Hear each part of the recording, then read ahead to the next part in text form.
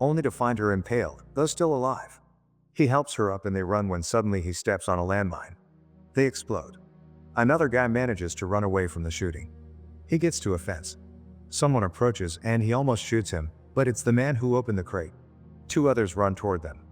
A woman, Athena, is seen sitting on her desk, texting. She's texting with her friends, sharing memes, when they start talking about the manor and the hunt. A stewardess leans over to a man, asking him if he would like something to eat. She says they have caviar, but he isn't interested and goes on to list things that can only be made in a kitchen. When the stewardess tells him that, he makes some snarky remark and asks for champagne. She goes to get it and when she comes back to pour it, suddenly a man stumbles inside, scaring her and the others. The champagne man says that one of them is awake, when an older gentleman jumps up and tries to calm the stumbling man, telling him he's a doctor. He makes him lie down on the towels and stabs him, to the surprise of everyone there. The man isn't dead, so he flings a bottle around, until Athena walks in and stabs him with her shoe. The others mention something about it not even starting yet. But, as she cleans her shoe, says that there is no sentimentality and more. The older man from before drags the stumbling man into another compartment of the plane. He's still alive and asks for help, but unfortunately the blonde woman he calls to is unconscious. Later, the same woman wakes up outside, with a gag in her mouth which she can't take off. She stands up and sees another woman with a gag across a river, making a makeshift compass. The woman acknowledges her existence for a second, but walks away in the same time a man walks by behind the first woman. She follows him to a field with a giant crate in the middle. A few other people are seen approaching the box. One of them says it's a trap, but the man still goes to open it. The others hide. He opens the crate and a pig runs out, then he looks inside and pulls out a rack filled with weapons. All of the people in the field go toward the crate, including the blonde from before. She finds the keys to the gags and helps one of the people out of it. No one knows what's happening. Suddenly someone starts shooting at them, so they all hide. The blonde thinks she dodged a bullet, but suddenly gets shot. One of the people on the field shoots toward the place where the shots came from before, but gets killed too. The others are still hiding. A woman runs out and falls in a ditch, so one of the guys goes to help her, only to find her impaled, though still alive. He helps her up and they run when suddenly he steps on a landmine. They explode. Another guy manages to run away from the shooting. He gets to a fence. Someone approaches and he almost shoots him, but it's the man who opened the crate. Two others run toward them. They all jump the fence, except the crate man. He gets shot with a spear and decides to face his attackers, only to be killed moments later. The other three escape and get to a gas station. The owners are a couple, thinking the people are robbing the place. Blue Shirt tells them they don't want their money, he just wants to know where he is. They tell him that he's in the state of Arkansas. He asks for the phone to call the police and they say they'll trace the call and be there soon. The woman eats a cookie and immediately chokes on it, like it's been poisoned. Suddenly, the couple are wearing gas masks and throw a smoke grenade at them. Before Blue Shirt can shoot them, the man kills him first. They choke the other one with the grenade and then kill him too. The woman vents the gas station. Later, they clean it up, disposing of the bodies. The woman sees that Blue Shirt has a wedding ring and starts feeling bad. Her husband tells her that it doesn't matter because he surely is a bad man. Probably even uses the N-word. The couple argue about the subtleties of racism when they get a call on the radio. They tell the woman on the other end who they managed to kill and she tells them that another one of the hunted is approaching their way. They prep the gas station, as she walks toward it and walks in to find them ready and greeting her warmly. Crystal asks for a box of cigarettes and gets her emergency money, then asks what state she's in. The woman answers her as she gets her change, but Crystal notices something is wrong and attacks them. She grabs the shotgun from under the counter, kills the man first and then the wife. Crystal checks the gas station and finds the bodies, then grabs some rubber bands and some ammo. She drops her jacket and leaves the station. There's a truck in front, so she goes to check it out. First she sees that the plates are fake, showing Croatian ones underneath. Then she finds a tripwire, connecting the door to a bomb. She hears the others talk on the radio she snatched and hides in the bushes. They're looking for her, because they can't find the couple from the station. They send a drone to check the station out and someone shoots it down. The man that shot the drone appears, smashing the drone further, and as he goes toward the truck, Crystal stops him telling him that it's rigged. She tells him that by shooting the drone he basically told them that they're at the gas station and then starts walking towards some train tracks she saw earlier. The man follows her.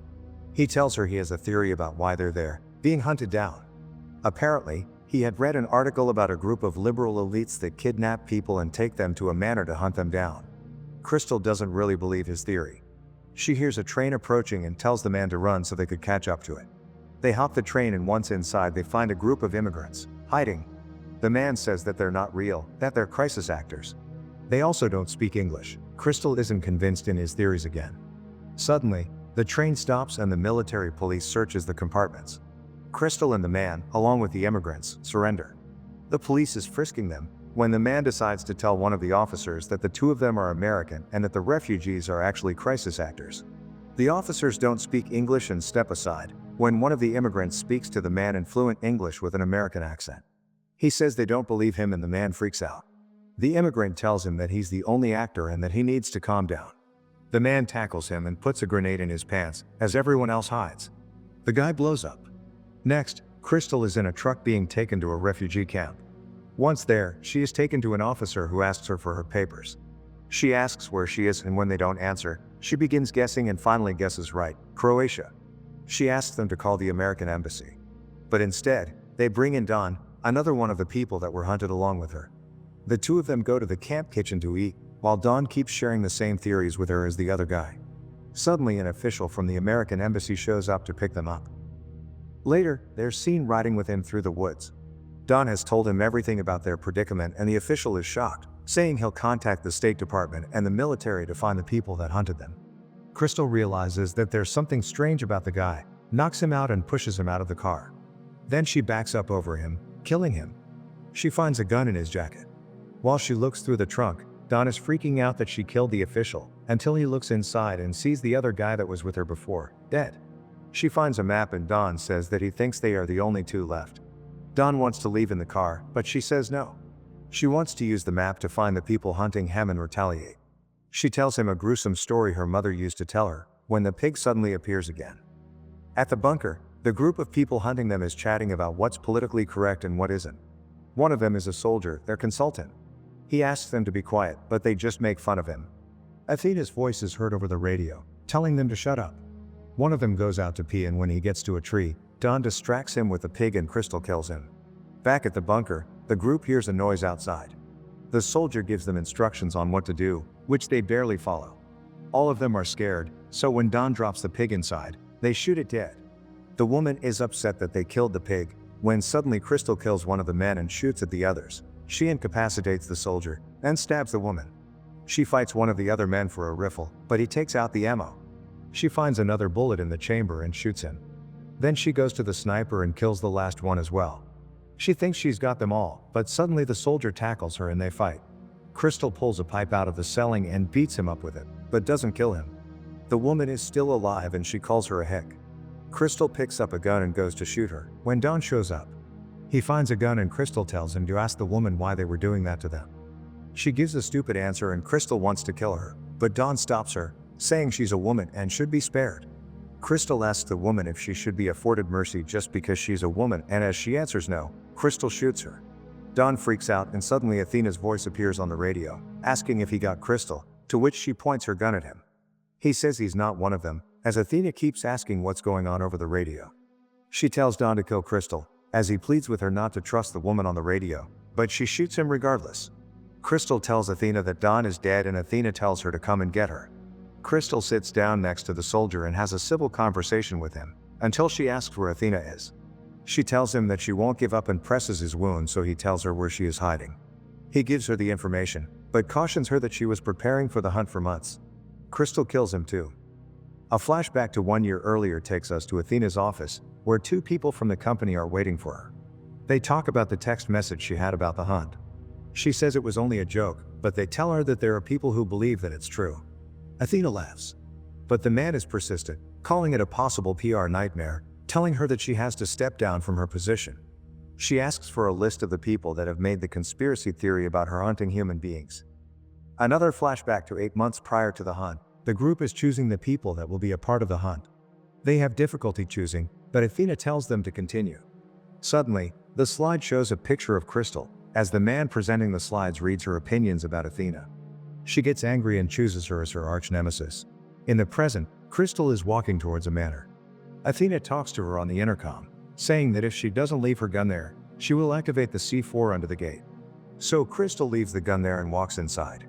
Beethoven is heard in the background, as Crystal cautiously walks inside the house and sees the pictures of herself and the others on Athena's wall. Athena is waiting for her in the kitchen, cooking. She asks if she killed Don, but doesn't tell her if he was one of them. Crystal doesn't know who she is, but it seems Athena doesn't know who Crystal is either. They talk about why she organized the hunt, and Crystal makes fun of her for doing it for the wrong reasons, coming full circle and making the conspiracy theory a reality. And also because she has the wrong Crystal. The woman that posted the awful conspiracy theories online about Athena was another Crystal with the same surname as hers. After all is revealed, Crystal grabs a knife and goes after Athena. They fight savagely, equaling in strength and stamina. Crystal throws everything she can find at Athena, including an expensive bottle of champagne, which Athena manages to save from shattering. She kicks her over the fireplace, but Athena gets a shotgun and goes after her upstairs. They fight for the gun, but Crystal pushes her down the stairs and jumps down. Athena goes for a knife next and stabs Crystal. They fight outside for a moment and get to the kitchen again, where Athena stabs Crystal with a vegetable cutter, but as she kicks her, Crystal pulls her in and stabs her with the other side of the cutter. Athena dies, but Crystal survives. She gets up, eats the toast and closes her wound with a blowtorch. She cleans herself up and puts on one of Athena's dresses as well as her shoes. Before she leaves, she takes the expensive champagne. She walks outside and sees Athena's private jet.